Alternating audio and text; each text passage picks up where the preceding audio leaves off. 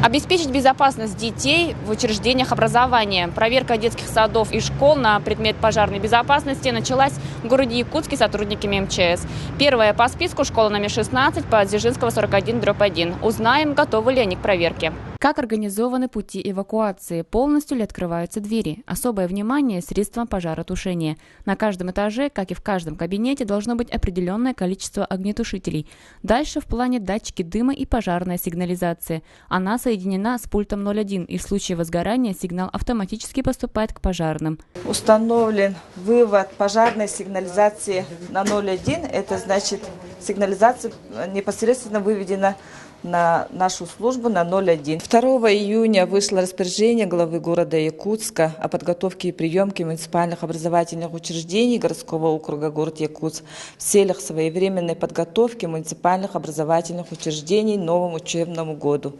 На территории города Якутска с начала августа проверено и принято 3 средних общеобразовательных школ и 7 детских садов. Основные требования пожарной безопасности к детским образовательным учреждениям – это наличие исправной автоматической пожарной сигнализации и средства оповещения о пожаре людей, вывод сигнала о срабатывании автоматической пожарной сигнализации на 01, наличие наружного противопожарного водоснабжения, соответствие дорог и подъездов к зданиям и водоисточникам, исправность первичных средств пожаротушения, это огнетушители, проведение инструктажей о мерах пожарной безопасности.